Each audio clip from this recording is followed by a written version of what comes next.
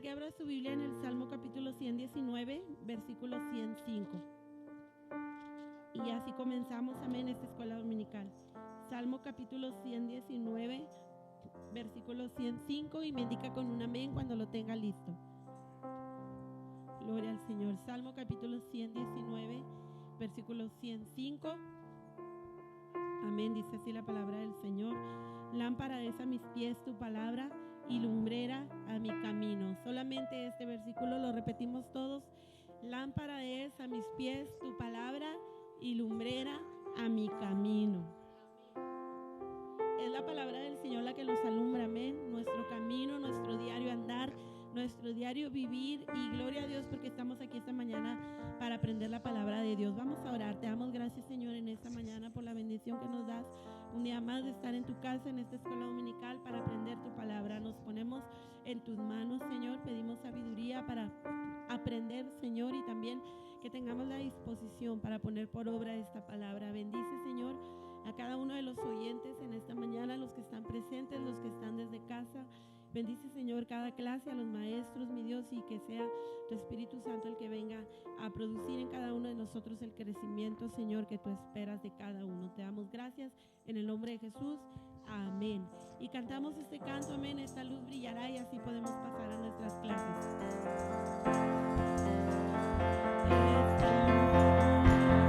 Esa luz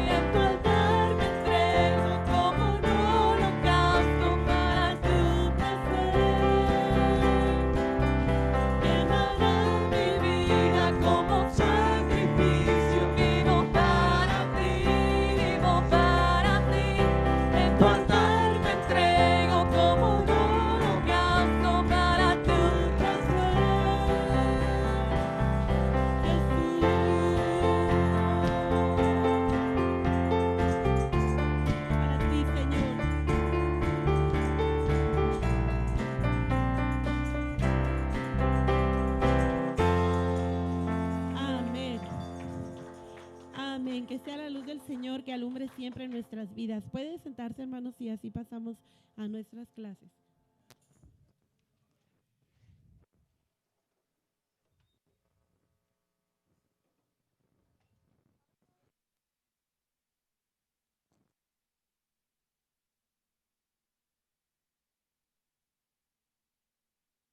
Hermanos, ¿cómo están? Dios les bendiga. Mire, ya la costumbre. Puede sentarse, hermano, en esta hora. ¿Cómo estuvo su semana, hermano? Sí, qué bueno que estamos aquí en la casa de Dios. Hoy nos toca escuela dominical, hermanos. Siempre que venimos a la escuela dominical, para nosotros debe de ser una bendición. Y la razón es muy simple. es porque alimentarnos de la palabra de Dios siempre va a ser un punto bueno para la vida del cristiano. Y esta semana, hermano, no va a ser la excepción. Vamos a dar continuidad a la clase que hemos estado desarrollando. Y permítame un segundo para mover esto. Mira, aquí lo ponemos por el momento. Ahora sí. La pregunta oficial. ¿Quién leyó el capítulo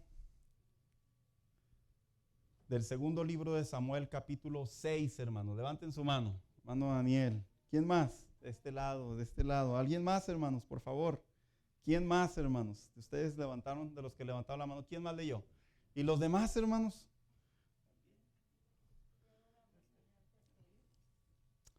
¿Saben qué, hermanos? Voy a ser bien sincero, y ahí es donde entra la labor pastoral.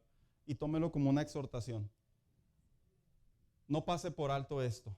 La vida cristiana es un estilo de vida. Y como cristianos sí debemos de procurar unirnos a lo que se nos está enseñando como cristianos.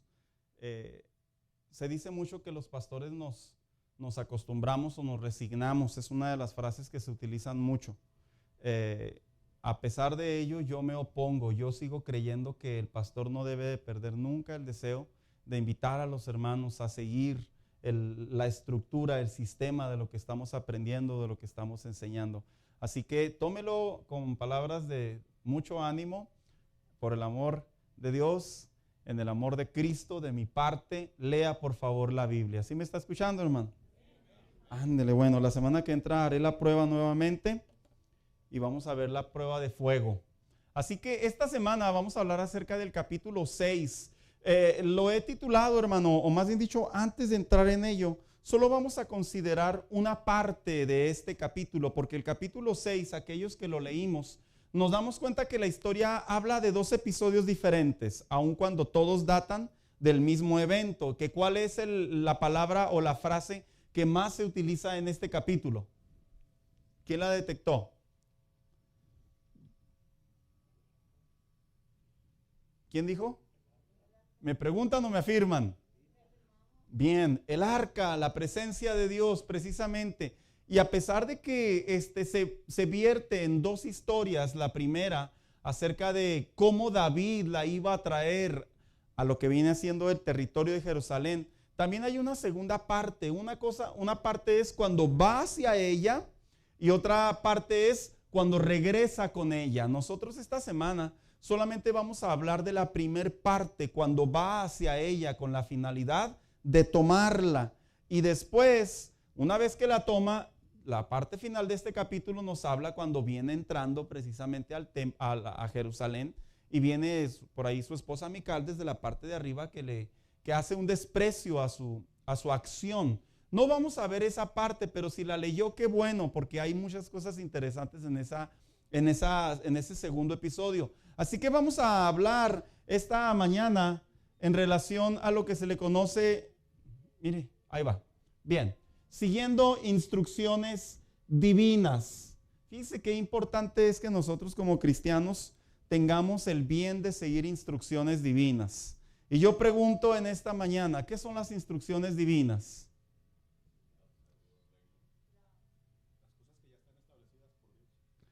Levantando su mano para que mejor nos vayamos más claro, ¿verdad, hermana Carrera? ¿Qué hay dentro de las instrucciones divinas? Ahora le pregunto a alguien más. Mandamientos, ¿qué más hay en las instrucciones divinas? Instrucciones, ¿qué más hay? Ordenanzas, ¿qué más hay? Ya lo dijeron, instrucción, ¿qué más hay? Hermanos, ya lo dijeron, hermana Carrera. ¿Alguien más? Mandamientos, ¿qué más hay aparte de mandamientos? Prohibiciones, ¿qué más hay aparte de prohibiciones? Ordenanzas, ya lo mencionaron. Leyes. ¿Sabía usted que la Biblia es un manual, hermanos? No es solamente lo que algunos lo interpretarían como una serie de historias, que dijéramos, bueno, pues estos eventos están escritos para que yo no cometa los mismos errores o para que sean de provecho para mí. ¿Cómo debo de dirigirme a Dios? En realidad la Biblia cumple con esa parte importante de ser, como dice aquí, esas instrucciones divinas que llevan la vida del cristiano a través de leyes, de mandamientos, de ordenanzas, de prohibiciones. ¿Hacia dónde? Hacia la voluntad de Dios. Por ejemplo, cuando nosotros estamos en un trabajo, estamos en casa, como personas civiles, salimos a la calle a manejar, tenemos prohibiciones, tenemos leyes, tenemos recomendaciones, y en base a ellas nosotros podemos llegar sin ningún problema de un punto a un punto B. Esta clase va a estar dirigida precisamente a esa sección en donde el pueblo de Dios, a través de David como su líder, aprenden algo que para algunos historiadores dicen que David en realidad no lo pensó de tal manera. Y le vamos a dar en parte el beneficio de la duda. ¿Por qué? Porque no perdamos de vista que David apenas tenía poco tiempo en el trono y como tal estaba conociendo qué sucedía con todo lo que estaba relacionado política y espiritualmente sobre la casa de Dios o sobre la nación de Israel. ¿Dónde estaban los sacerdotes? De hecho, esas son las preguntas que vamos a ir contestando, porque esta clase está diseñada para que lleguemos al propósito de que en la vida cristiana nosotros no podemos justificar, no podemos negociar, no podemos crear estadísticas, ni tampoco podemos medirle el agua a los camotes en relación a las instrucciones de Dios, porque generalmente cuando volteamos a ver esta historia, ¿sabe qué es lo que nos encontramos? Que podemos mencionar y decir, es que David estaba solo. No, no es cierto. No estaba solo. Pero es que desde el principio de que Dios la ley a Moisés estaba estipulado de la manera que podían mover el arca. El Señor le dio el mandato a la familia de Coat que los descendientes de él nomás eran los que podían mover el arca. Ahora, si los mandatos de Dios tienen que estar el pueblo oyendo la ley de Dios, eso lo tenían que estar haciendo, le decía que se lo tenían que memorizar el pueblo. Ahora los que tenían más información eran los sacerdotes, y yo no veo en ningún lado donde David haya preguntado a los sacerdotes cómo es que se debe mover el arca de Dios y cómo debemos hacer para no cometer un error. No se ve ni desde el principio hasta la siguiente vez que vio David que habían cometido un error, que tenía que ser personas. Este hombre, al haber cometido ese error que parecía que estaba bien, porque yo al ver que el arca del pacto se iba a caer, yo en mi ser, yo cometo el mismo error, hermano, pudiendo a pensar que estoy haciendo las cosas bien. Pero también tiene que ver uno lo está viendo del lado humano. Ahora tenemos que verlo del lado que dice usted de las leyes. Al ver yo que me puede pasar algo al tocar el arca, pues mejor me hago un lado, no le hace que se caiga. Esa es una de las preguntas que traemos aquí. ¿Se iba a caer el arca? Miren, la versión 60 dice la tocó, pero otras versiones dicen que la sostuvo, otras versiones dicen que la detuvo, otras versiones dicen que la agarró. Entonces, ahorita vamos a entrar en esas partes. ¿Cómo es que Dios, cuando mira al hombre, el hombre debe de aprender a seguir instrucciones? En esta vida, hermano, para que usted pueda tener un trabajo y pueda ser duradero, usted tiene que, y yo debemos de seguir instrucciones. Podemos tener muchas capacidades y habilidades y talentos. Sin embargo, si no seguimos las instrucciones, el alto riesgo de ser despedidos está prácticamente a un alto porcentaje. En esta vida, en un matrimonio, si no nos sujetamos dentro del matrimonio como cristianos, unos a otros, no es de que yo soy el macho y tú estás amolada y nomás lo que yo digo. Eso es incorrecto. De hecho, en el hogar, usted como varón, usted tiene una gran responsabilidad espiritual y a usted me atrevo a creer que a usted se le va a demandar más. Así que cuando usted voltea a ver a su pareja y si su pareja no avanza, pregúntese usted si usted y yo estamos haciendo las cosas bien. Igual para la mujer. Si usted está haciendo estorbo para su esposo, dése cuenta que usted va a rendir cuentas a Dios. Porque todos son instrucciones, hermanos. El plan de Dios está diseñado a base de instrucciones.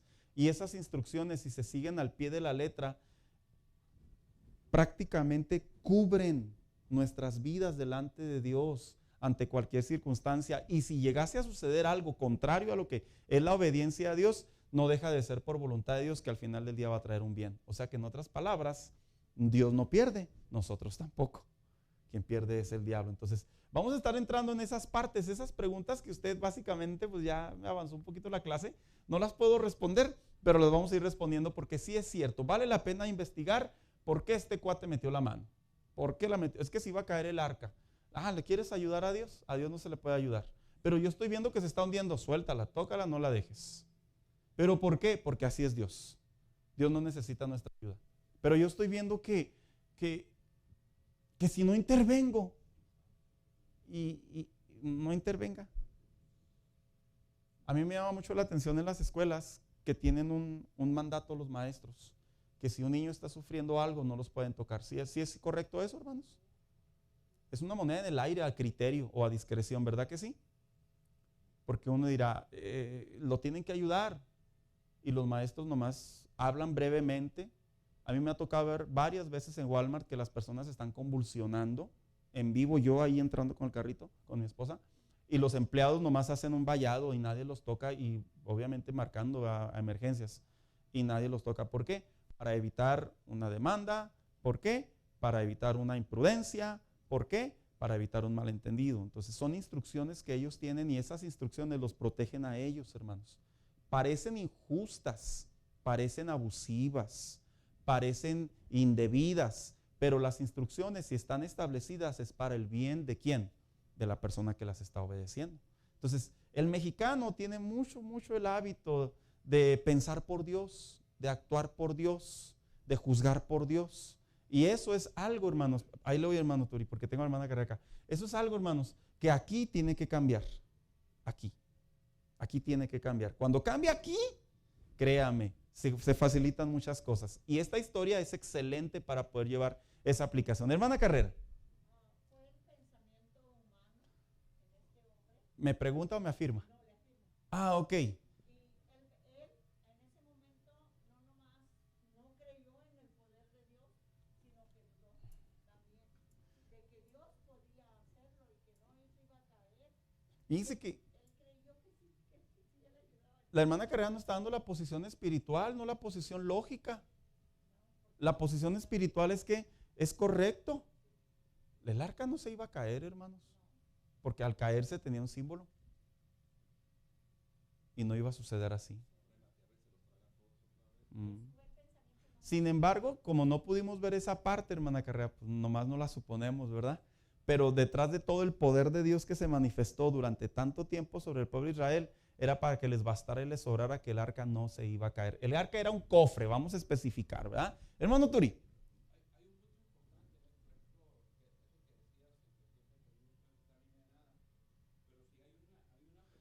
Sí. Sí. ¿Tiene el derecho? Sí. Eso sí es cierto porque hacen un juramento y ellos tienen que el deber, que es vamos a llamarlo que es algo no muy común que pase, porque generalmente pues, estamos rodeados de personas que nomás, lo que vemos en la tele y los tutoriales, ¿verdad? Pero no, eso no nos hace ni doctores, ni médicos, ni paramédicos, hermanos. Que algunas ocasiones sí ha funcionado, pero esa no significa que todos lo debamos de hacer. Hermano Daniel.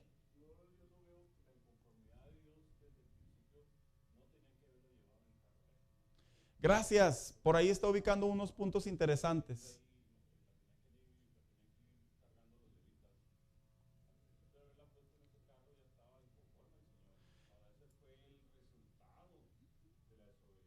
Vamos a entrar en esa parte, cómo es que desde dónde empieza una mala instrucción, que lógicamente termina en una desgracia. Así que, siguiendo instrucciones divinas, primera parte, vamos a entrar en la introducción. Dice aquí, ¿quién ha tenido la experiencia de llegar a un lugar un minuto después del horario y no ser atendido? ¿A quién le ha pasado llegar al banco y que usted llega y que le van a cobrar un fee? Y usted dice, oye, son las 6:01. Y luego le dicen a usted, está la fila abierta, todavía tienes gente ahí en la línea. Sí, pero mire, ya moví tirita aquí y usted ya no puede. Oye, no te cuesta nada. Lo lamento, ya cerramos. Y nos indignamos, queremos hablar con el manager, queremos hablar con el propietario del banco. Decimos que esos muchachos, piensan que el banco es de ellos, que tuvieron un mal día y creamos una percepción, hermanos. Y luego sigue la pregunta, hacer una transferencia bancaria y por un minuto después ya no es posible. ¿A quién le ha pasado, hermanos, que quiere hacer una transferencia entre sus cuentas? ¿Y qué cree? Como no la alcanzó a hacer por teléfono, por aplicación o por computadora, brinca, ¡pac! Y automáticamente ya le reconoce la transacción de un día después. ¿A quién le ha pasado eso? A mí me pasó hace poco y yo aprendí una lección ahí, sinceramente. Yo me puse al tú por tú y le dije, tu aplicación es la que no sirve. ¿Y qué cree que me dijo la muchacha? ¿Y por qué no nos habló? Ahí me ganó. Le dije, es que, me dice, si usted nos hubiera hablado y nos hubiera dicho, su aplicación no sirve, en ese horario hubiéramos hecho algo por usted, pero no, nunca nos habló. ¿Y quién iba a saber? Pues usted lo debe saber. Y le dije, ¿cómo? Pues cuando a usted le llegan las alertas, las notificaciones del banco, ahí dice. ¿Cuándo las leemos? Jamás de los jamases. Pero obviamente la amarga experiencia del overdraft y el estrago amargo y la vergüenza y todo eso que se le cae a uno, hermano, uno se queda así como que, ¿quién me manda, verdad? Hermano Daniel.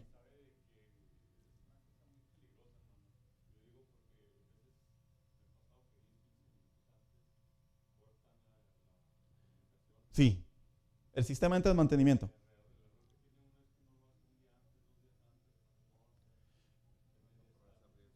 Es que nos gusta el riesgo, la adrenalina. Y luego dice aquí, dice, y por un día de vencimiento ya no es aceptada la garantía. ¿A quién le ha pasado que se le vence una garantía por un día? Y le dicen a usted, ya no, oiga, pero te pagué la garantía por 3 años, sí, pero ya son las 6 de la mañana, ya abrimos, pero ya pasó el día.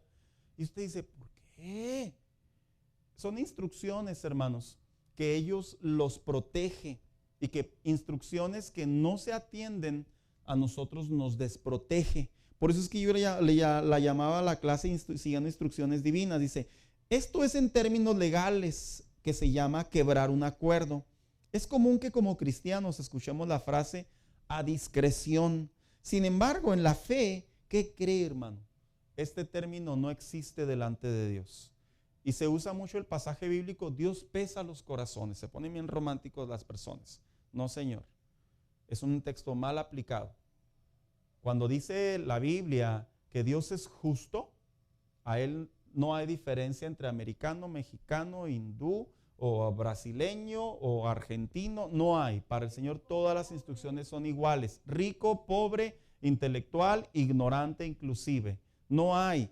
¿Por qué? Porque el término a discreción es un término que nos ha dado la cultura de pensar que entre compas, entre nosotros, sí se puede. Pero ¿qué cree? Delante de Dios, lo digo tajante y directamente, no existe la discreción delante de Dios. No existe, no existe. Usted se puede ir a lo largo de la Biblia y que alguien haya pecado y que Dios haya dicho, híjole, es que cantas bien bonito, te la voy a pasar. No. Que usted haya visto a un apóstol que, qué bárbaro, qué sermonazos, ¿verdad? Y haya pecado y que Dios haya hecho, nomás por todas esas almas que ganaste. Tampoco. El mismo apóstol Pablo se autodenominó y dijo, yo me desvío de esto y aún siendo mismo yo mensajero, puedo ser desaprobado por Dios. Entonces, dice aquí, sin embargo, la fe, vuelvo a repetir, este término no existe. Dios demanda obediencia ante lo ya establecido por su palabra para con nosotros. Así que la mejor manera de poder llegar a esta clase es analizando el capítulo 6, la primera parte. Y dice a manera de historia, el arca en tierra de Anidabad.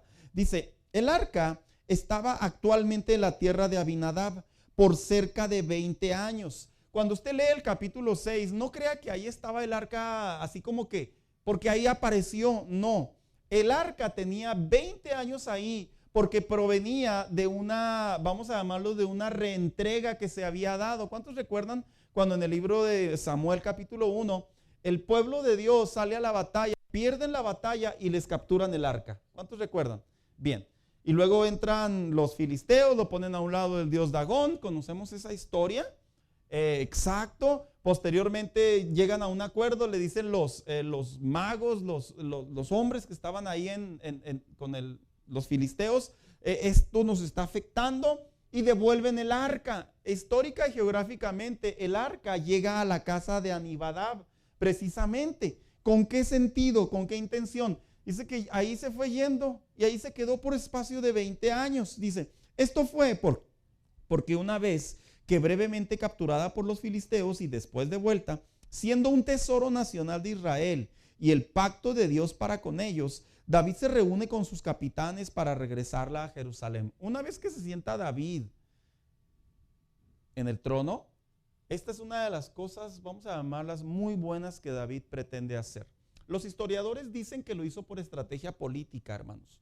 Pero en mi percepción muy personal, yo no lo veo meramente como una estrategia política. Yo lo veo como un acto de obediencia a Dios, volver a traer el arca al territorio de Israel. ¿Por qué? Porque el arca que representaba, dicen algunos teólogos, que se consideraba un tesoro nacional.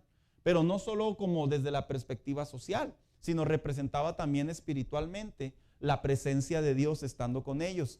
Aquí hay algo interesante. Se fija que en todo el tiempo que perdió la batalla Saúl, no se preocupó por traer el arca del pacto.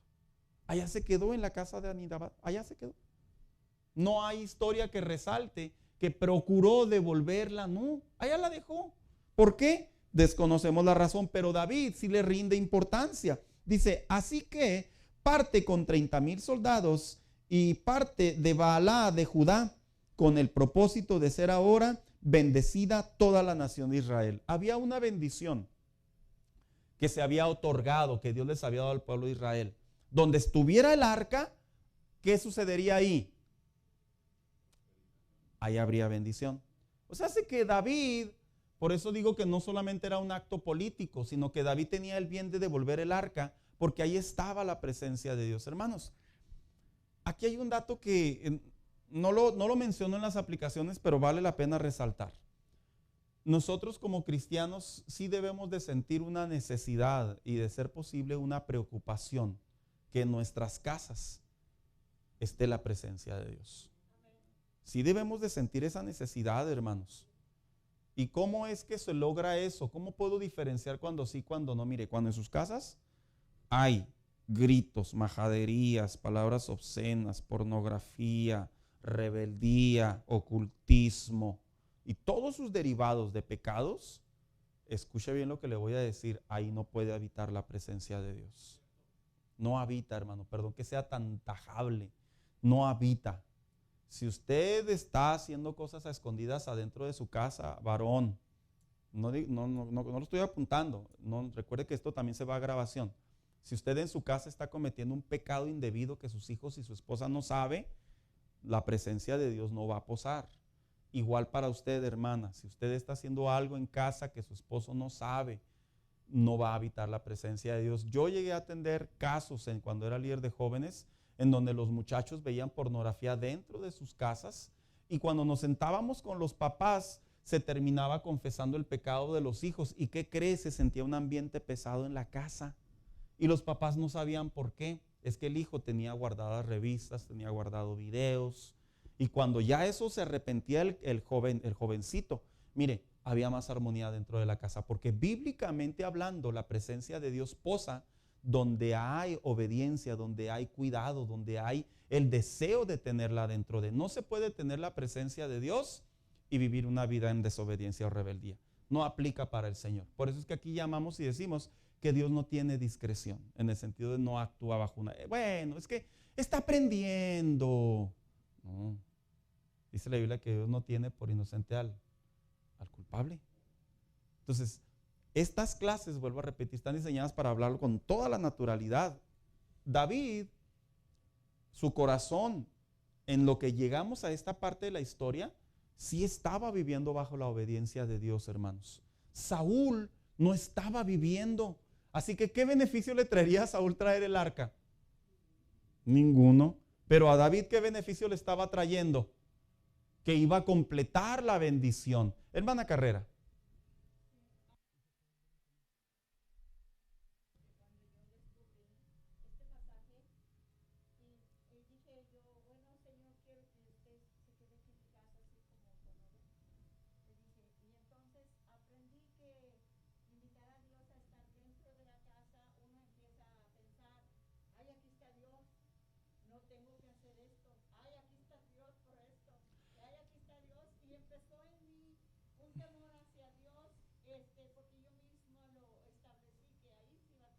se puede interpretar así como que hay mucha espiritualidad, mucha religiosidad, pero es un término correcto, hermanos.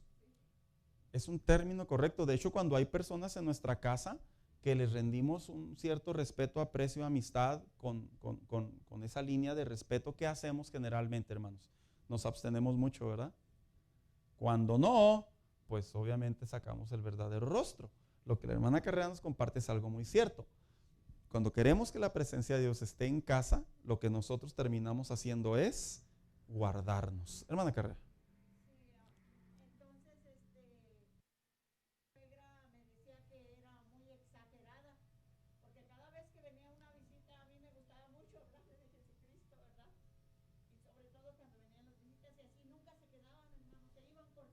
O sea, ahí está una clave, ¿verdad? Para que se vayan.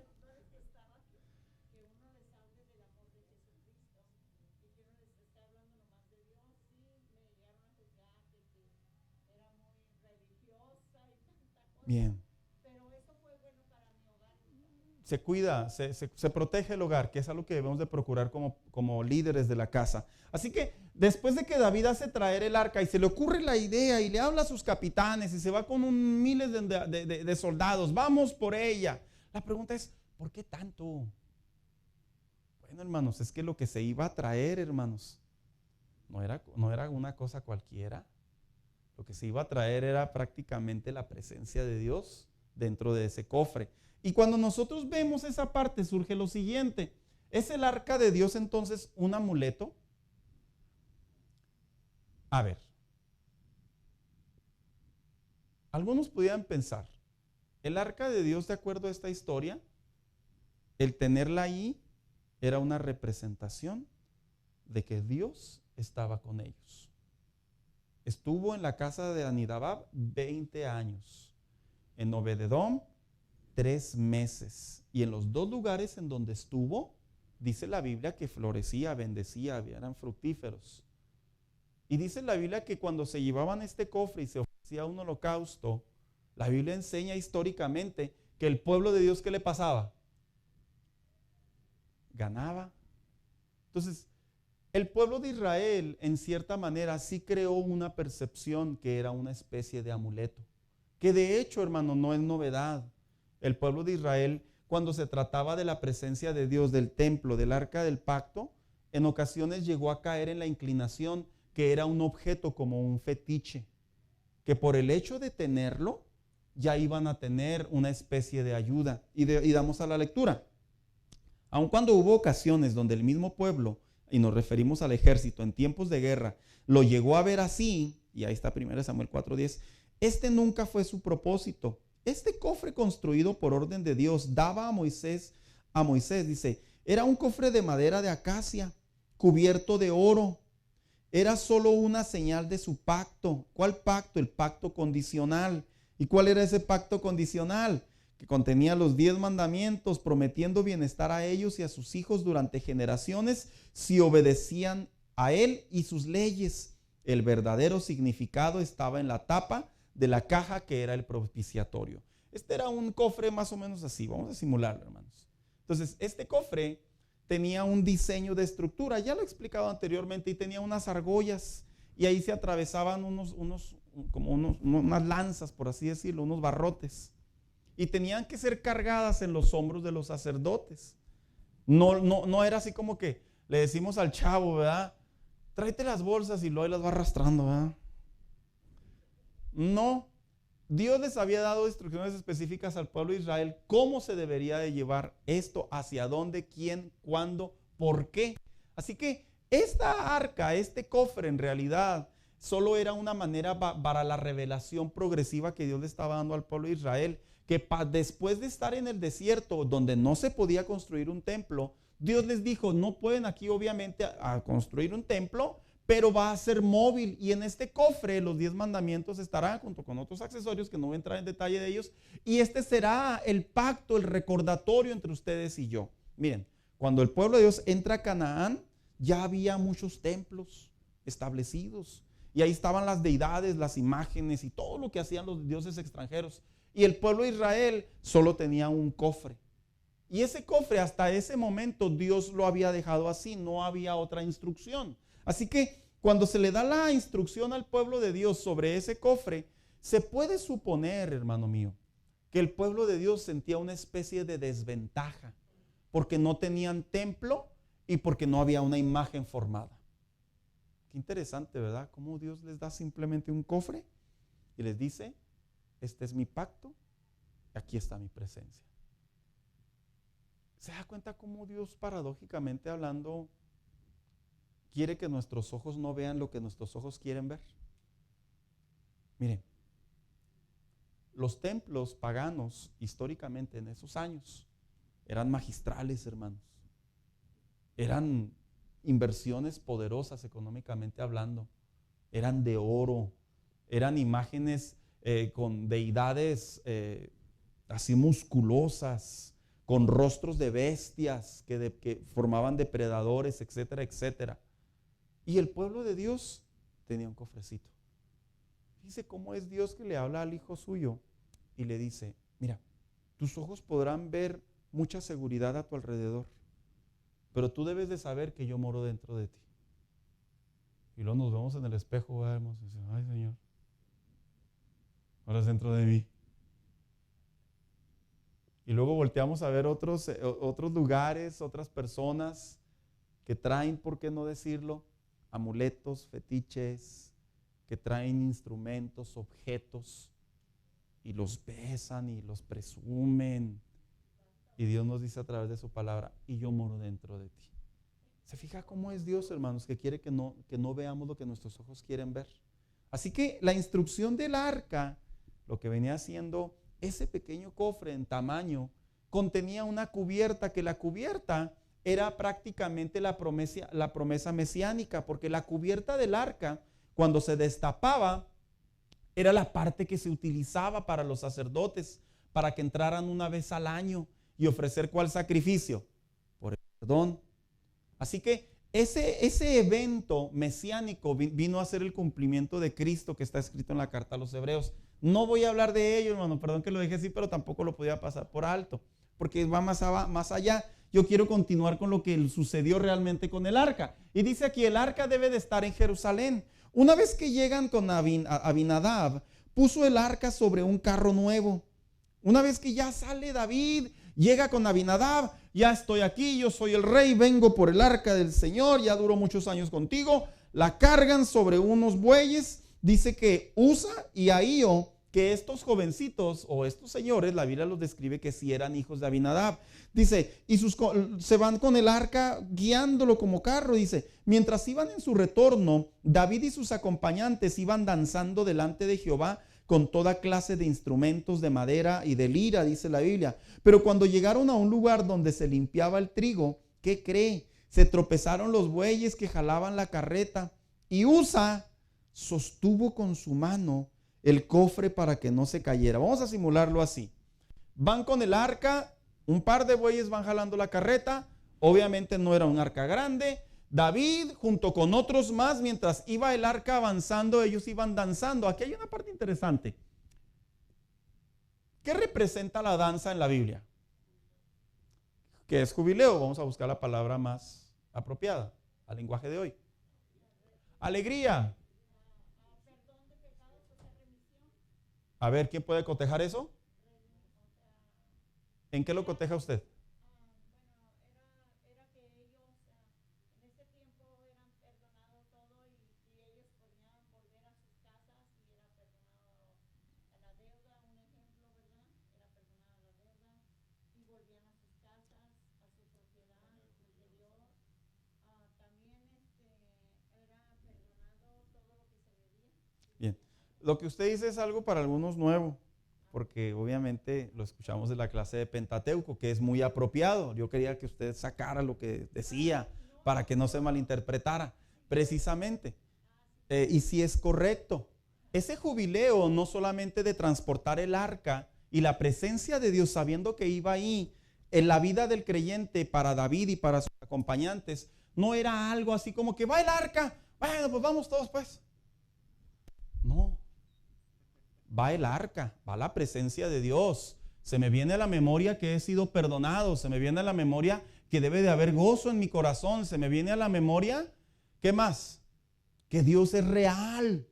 Qué interesante es que cuando el Hijo de Dios entra a la iglesia, hermanos, y se puede percibir a través de la presencia de Dios en su casa, voy a hablar primero aquí, su casa, hermanos, por eso es que en ocasiones es irreverente que las personas puedan estar facebookeando, texteando, mensajeando, allá contando los dedos. Yo no sé por qué contamos los dedos y siempre tenemos los mismos. No sé. Pensando qué vamos a hacer después del culto, a dónde voy a ir a comer. Cuando la presencia de Dios está presente, hermano, se debe de celebrar que estamos y Dios está con nosotros. Así que David lo que estaba haciendo era totalmente correcto. Por eso es que se llevó instrumentos, por eso es que llevaba danzantes, por eso es que el ejército sabía que transportar el arca no solo se debería de proteger como un tesoro nacional, no era una cosa cualquiera, sino que más bien dicho, era transportar la presencia de Dios y llevar jubileo hasta llegar a la tierra o a la casa de David. Así que mientras van en el camino, ándele hermanos, caen en un hoyo por así los bueyes con la carreta. Y voy a simular lo que sucedió. Sí lo puedo hacer porque se encuentra tanto como en las diferentes versiones, los diferentes momentos. Iban estos dos muchachos dirigiendo y de repente uno de los bueyes cae, en el sentido de que pierde equilibrio, no que se cae completamente, pierde equilibrio, la carreta por ende va a perder equilibrio y esta persona mete las manos, así como que, ¡ay, se va a resbalar! Y mete las manos para sostenerla en peso. No dice la Biblia que hizo esto, la quiso sostener en peso, dice otras versiones. Fue muy loable querer detener para que no cayera, no se dañara. Pero dice la Biblia que esto, dice, Dios se enojó mucho contra Usa por haber tocado el cofre y allí murió. Las instrucciones de Dios son muy claras. ¿Y cuáles son? Estas. 1. Instrucciones, propósito y cómo debería de ser movida. Yahvé había establecido desde los tiempos de Moisés no solo su construcción y propósito, sino que también al momento de ser transportada, cuál sería su instrucción y cuidado de no tocarla. De lo contrario, sería una ofensa capital bajo la ley hebrea, que cuál sería, perdería la vida, moriría, súbitamente moriría. Solo serían los levitas quienes la podían transportar sobre sus hombros. Mire, ahí vienen los textos bíblicos cotejados, en donde Jehová le dice a Moisés, una vez que se construye le pondrás 4 argollas, atravesarás una lanza y cuando se tenga que mover, porque yo los dirigiré, la tomarán de esa parte los levitas, la pondrán sobre su hombro y marcharán. Oiga hermano, pero pues ya como que ya había progresado la cosa, ¿no? ¿Para qué levitas? Si se podían llevar en los bueyes, mejor que se cansen los bueyes, ¿no, hermano? Y ahí viene la primera pregunta que le voy a contestar al hermano Daniel, permítame, hermano Juan. ¿Por qué Moisés, por qué David toma los bueyes, la carreta y la transporta? Porque David, dicen algunos escritores, que quiso suponer que de la misma manera como la devolvieron los filisteos, él, al ver que no le pasó nada a los filisteos, David pensó que probablemente él podía hacer lo mismo en transportarla, que tiene lógica. Tiene lógica. Pero ¿qué cree? Esto solo aplica para los hijos de Dios. Yo entiendo que una persona que no tiene a Cristo, si entra a una iglesia y se pone a textear, se pone a dormir y a hacer un sinfín de cosas en medio de la presencia, hermanos, es muy entendible que ellos tengan esa reacción porque no saben qué está sucediendo. ¿Sí me explico, verdad? Pudiéramos sentir tal vez tristeza, pudiéramos sentir tal vez molestia, pero la realidad es que no saben. Entonces, como no saben, pues lo único que podemos hacer es tal vez es instruirlos. Pero aquí sucedió algo. David sí sabía, solo que tomó a consideración la misma manera en que los filisteos lo habían hecho. Y dice aquí, solo serían los levitas, los hijos de Abinadab. ¿Eran levitas? No eran levitas. Entonces, aun cuando no la iban tocando, solo la iban guiando, dice, al transportarla sobre sus hombros. Entonces, no era una carreta, aunque ya era más moderno, ¿verdad? Hermanos, Dios no ha modernizado a la iglesia, ni a la adoración, ni la oración, ni la intercesión, ni su palabra, ni su presencia. No la ha modernizado. Esto es algo que debemos de aprender y no olvidar. Dios no ha modernizado nada de lo que a Él corresponde su santidad. ¿Qué sería modernizar? ¿De dónde viene la palabra moderno? Cambiar. ¿Y qué creen, hermanos? Dios ya estableció lo que sí y lo que no. Y cuando nosotros modernizamos, y no digo, hermano mío, no malinterpretemos, yo no digo de hacer las cosas como 20, 40, 100, 1000 años atrás. No, yo no hablo de ello. Yo hablo de lo ya establecido por Dios y que nosotros le hagamos modificaciones. ¿Como qué? Mire, ¿cuántos recuerdan que en la Biblia dice, y los hechiceros no eran el reino de los cielos? ¿Sí lo han leído? ¿A quién le estaba escribiendo el apóstol eso? Porque dentro de la iglesia ya existían hechiceros. Y que con la vida anterior que ellos vivían y de ahí, vaya, era su medio de trabajo, entran a la iglesia, en este caso Corintio, Galacia, ¿y qué cree que hacían? Llevaban sus propias ondas y decían, no, es que también se puede interceder a Dios de esta manera. Y Dios lo consideró hechicería.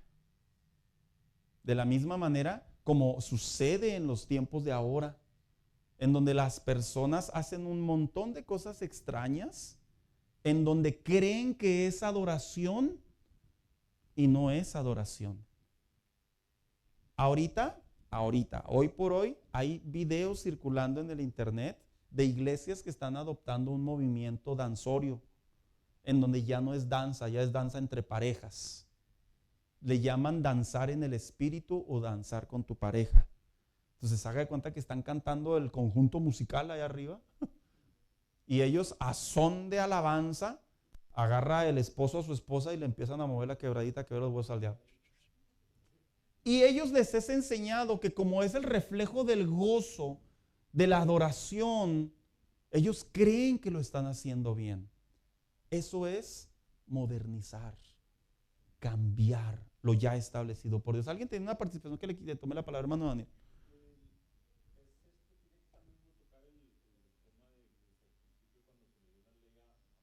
Sí.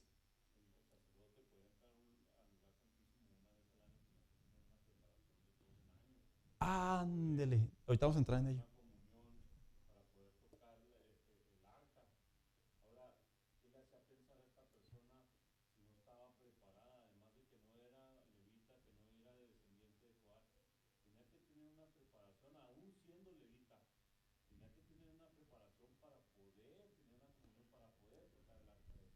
Que de hecho la instrucción precisa era purifíquense antes de. O sea que cuando se iba a transportar el arca, ya debería de estar purificados los sacerdotes o los levitas. Entonces, vemos aquí en esta parte, yo salí de la historia para entrar en la parte de aplicación, que vemos aquí, hermanos, que desde el inicio en realidad ya iba una manera incorrecta, tal vez más moderna, porque oiga, hermano mío, la distancia no era corta entre la casa de Abinadab y Jerusalén, hermanos. Ya me imagino David diciéndole a los sacerdotes, carguen el arca. Y lo volteaban a ver los sacerdotes a David, usemos los bueyes. Ya me imagino, ¿verdad? Ya me imagino. Han de haber dicho, no hombre, si tardamos días para llegar a pie cargando el arca en nuestros hombros, llegamos en 3 meses. No importa, mande. Y esos kilómetros transformados en tiempo a pie se toman a consideración. Y luego no había carretera. Y luego sobre los hombros. Es que quiero dejar en claro, las instrucciones de Dios son precisas en la vida cristiana. No las podemos balancear, negociar, justificar, arreglar, modernizar, intercambiar. No las podemos. Ejemplo. Señor, nomás pequé con el ojo derecho. Señor, nomás agarré poquito. Eso es a lo que me refiero yo. Juan Carlos. Entonces, ¿Usa debió de haber dejado que se cayera el arca? Sí. La respuesta es sí. Y la respuesta es, aquí es a donde viene lo siguiente. ¿Por qué muere Usa?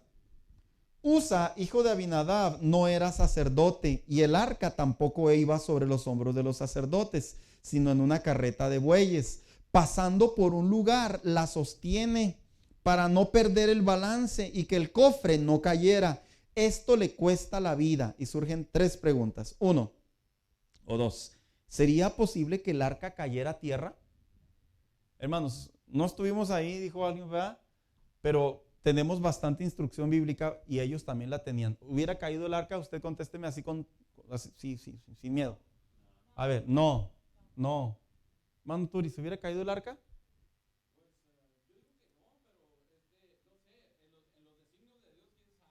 En los designios de Dios, dice el hermano Turi. Bien, ahorita vamos a contestar. Hermana Angélica, ¿hubiera caído el arca? No.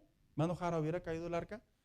Miren, hermanos, cuando usted ve de David transportar el arca para atrás, usted ve a un Dios poderoso. Usted ve a un Dios que demostró su poderío ante la naturaleza, ante dioses paganos, ante lo imposible, ante lo sobrenatural. ¿Qué nos hace pensar que el arca se iba a caer? Es como cuando nos pasa de repente en la vida cristiana. Mira a Dios ayudar. Si Dios ya nos salvó, que es la parte más compleja. Dios ya dio su vida en la cruz del Calvario. Nosotros ahora pasamos a ser hijos suyos. ¿Habrá algo imposible para Dios?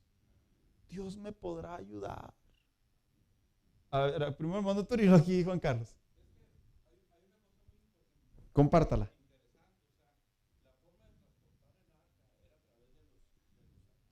Argollas.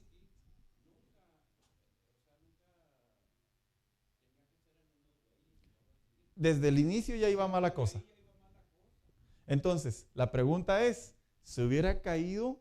Miren, si se hubiera caído el arca, simbólicamente, Dios estaría en el piso, en tierra. Si hubiera caído el arca, todos los que estaban ahí hubieran dado por sentado que Dios es un fetiche, que se cae. Como una vez dijo un pastor unas palabras bien duras, pero las voy a compartir en el mismo lenguaje de él, pero muy ciertas. Dijo, si tú crees en los santos, así lo dijo. Dice, y tú crees que te protegen, déjalos a medio del camino, en medio de la carretera. Si ningún carro le hace daño y sobrevive, es que tiene poder. Dice, pero si un carro pasa y le pega y la quiebra, entonces no tiene poder. Una manera muy simple de poder interpretar el peso de las imágenes contra Dios, hermanos. Y es cierto, hermanos. ¿Cómo puede ser posible que pueden andarlos cargando y protegiendo? Hace mucho circuló un video de un evento, creo que fue en México, en donde había una celebración a una imagen. Y pues se ve en la celebración que van cargándolo en los hombros. Y uno de los muchachos que iba ahí, hermanos, una estatua alta, 1,5 metros yo creo, pisó mal. ¿Y qué cree? Se viene toda la imagen para abajo y ¡pah! Pues son de yeso. Y la gente, se ve en el video, hermano. No, pues cómo no, ¿verdad? Se les acabó su intercesor. O sea, no, yo procuro ser respetuoso aun cuando yo sé que ahí no hay poder. Pero se les acabó su intercesor. Y a mí se me venía a la mente, ¿qué le hubiera pasado al pueblo si hubiera visto el arca en el piso? Se les acaba Dios. Y Dios no lo iba a permitir. Juan Carlos y luego la hermana Angélica. Pero la misma vez también, por el simple hecho de que lo hicieron mal, Todo iba desde el inicio. tenía que haber consecuencias de alguna manera. O sea, cuando Moisés se equivocó y le pegó a la piedra, no llegó a la tierra prometida. Entonces, que iba a haber consecuencias, iba a haber consecuencias. Una de ellas, No entró. tenía que haber algo que pasara, ¿no? Fíjese que lo que dice él tiene mucho sentido. Tenía que pasar algo debido a que las instrucciones iban incorrectas desde el principio. Dice un dicho, ¿verdad? Es un dicho. Lo que mal empieza, mal acaba. Y aun cuando es un dicho, tiene mucho sentido. Como que no te puedes salvar de esquivar la instrucción de Dios y que vas en el camino. Ay, qué bueno que el Señor me la pasó, ¿verdad? El Señor no nos pasa nada, hermanos. Nada. Dios no nos pasa nada. Ay, pastor, qué feo se oye. Dios no nos pasa nada. Así como me escucha. Pecamos, hay consecuencias. Desobedecemos, hay consecuencias. No, pero mi mamá no es tan así. Porque tu mamá o tu papá o mi papá o mi mamá, desafortunadamente, estamos dados a la discreción, estamos dados a que a veces el amor nos dobla y nos hace pasarte muchas cosas. Pero Dios, que es justo, santo y perfecto, ¿qué cree, hermano mío? No nos pasa nada. Hermana Angélica.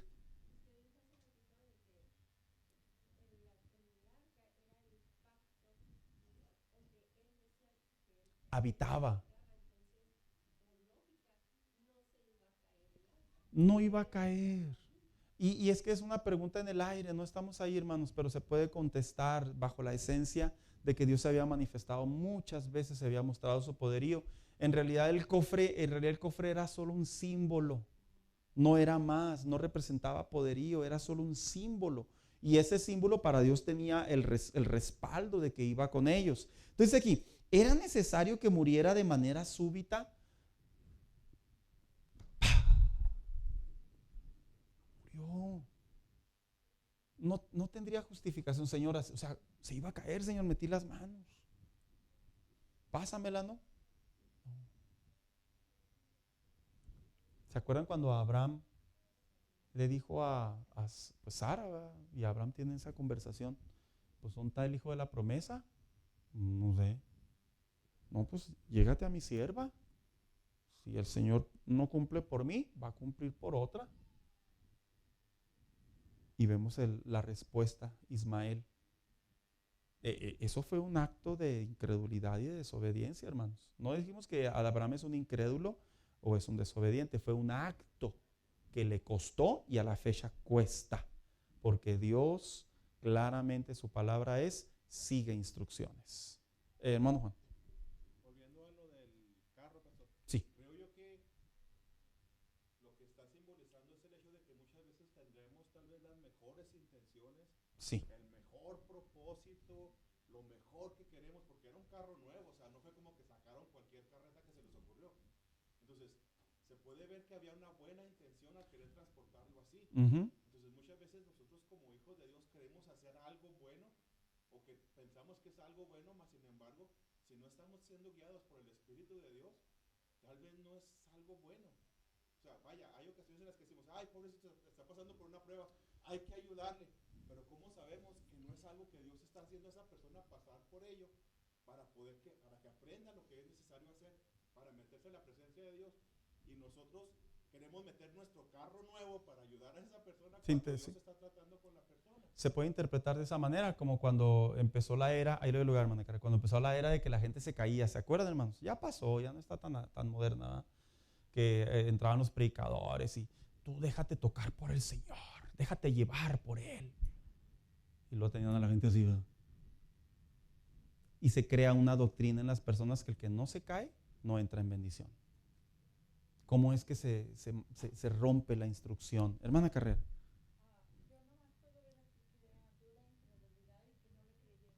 Le digo una cosa, hermana Carrera. Hay unos escritores que estuve estudiando que decían que las intenciones de Usa, al no ser sacerdote, él pudo haber pasado por el pensamiento que no era meramente pecado tocarla, pecado capital tocarla. Él pudo haber pensado simplemente que es temor a Dios y no se toca por 20 años que estuvo en casa, pero si se iba a caer, hay que meter las manos. Entonces, algunos teólogos dicen que él pudo haber pecado tal vez de ignorancia, que la Biblia sí enseña, hermanos, que la ignorancia es pecado. ¿Cómo, pastor? Si yo cuando me para un policía y yo nomás le digo, yo no sabía, y me dice, ándale, pues vete. Sí, pero el Señor no es un policía. Todo el deber de todo cristiano es buscar principalmente nuestra vida espiritual en Dios a través de su palabra, independientemente o no independientemente que el pastor, la iglesia, los años en el evangelio no nos enseñan de ciertos temas. Es deber propio, hermanos. Es deber propio. Hermano Daniel.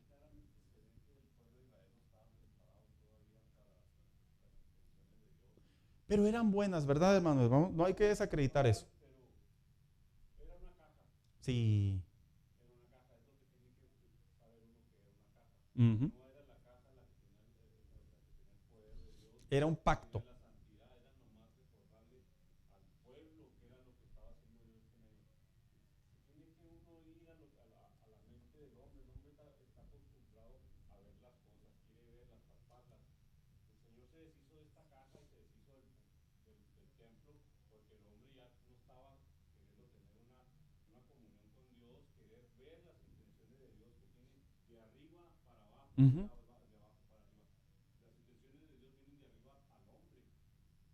Se deshizo de esta caja, se deshizo del templo porque el hombre ya estaba poniendo su mente, estaba adorando la caja y estaba adorando.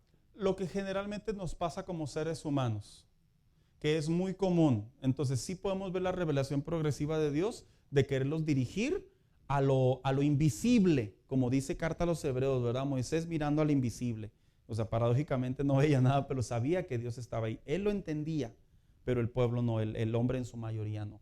Entonces, miren, hermanos, ya se nos fue la hora. Es que esta historia, hermanos, sinceramente tiene mucho material, mucho. Tiene mucho material porque nos lleva a la conclusión de que no podemos ayudar a Dios, no podemos meter las manos. Dijo alguien ahí, orando y actuando. Espérate, a veces nomás se tiene que orar. A veces nomás se ora una vez y luego se actúa. A veces ni se tiene que orar en el contexto porque ya se oró. O sea, Señor, quiero pedirte por lo que te pedí, que me dijiste que sí, pero necesito que me confirmes que me vas a confirmar que lo vas a hacer porque ya lo confirmaste. ¿Sí me explico? ¿Verdad? Y Dios dice, ¿qué dijiste? Entonces la instrucción de Dios, hermanos, sinceramente es perfecta. Y aún en nuestra imperfección como humanos tenemos un manual que es la Biblia, cómo debemos dirigirnos. Ahí va, que esto lo vamos a ver la semana que entra. Muchachos, tú no te vas a ganar a tu novia o a tu esposa para Cristo. Mejor que ella esté en Cristo y luego ya vas y pisas tu tierra prometida. No le ayudes a Dios. Es que yo le estaba pidiendo al Señor una muchacha como esa, ¿verdad? Un muchacho como ese. Y pues hay que ir actuando, ¿no? Actuando, orando y actuando. Si no llega un filisteo y me hacen gane. No. Sí, ¿verdad? Vamos a ponernos de pie, hermano. Es que esta historia, hermano, no, yo creo que es uno de los puntos débiles más visibles del hombre. Seguir las instrucciones de Dios. Y más para los mexicanos. ¿Sabe que leí un artículo? Lo iba a mencionar la semana que entra, pero se lo voy a compartir y la semana que entra se lo traigo otra vez. Leí un artículo, cuánto tardan los chinos cuando compran un artículo nuevo, cuánto tardan en armarlo. Dicen, hermanos, que los chinos cuando compran un artículo nuevo, mire, antes de que lo que nosotros hacemos, las arrancamos y luego las volteamos y luego hacemos esto. ¿Qué cree que hacen ellos? Abren la caja, sacan el instructivo, a veces pasan días leyéndolo.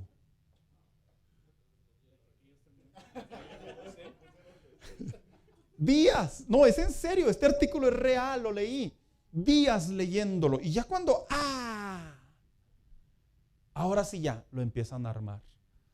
Oh, pero nosotros que somos los mexicanos, los poderosos, los conquistadores del mundo, nosotros nomás, ¿dónde está izquierdo y derecho? Y luego quebramos el tornillo y le metemos un clavo ahí. Y luego le decimos a la esposa, ya está. Oye, ¿no se ve un poco chueco? ¿Traen defecto?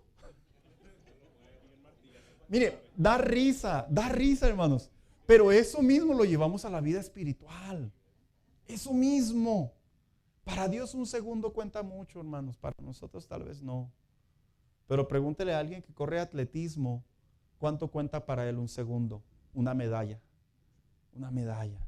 Entonces, vuelvo a lo mismo. Ser precisos a las instrucciones de Dios, yo sé que no es cosa sencilla. Se aprende, se crece, se disfruta, se gana la recompensa y mire, aprendemos a hacer las cosas a la manera de Dios. Y como le decía a los hermanos la otra vez, ¿verdad? Aquí en la clase del instituto, no a la manera de uno como nuestro hermano Frank Sinatra, ¿verdad? A mi manera.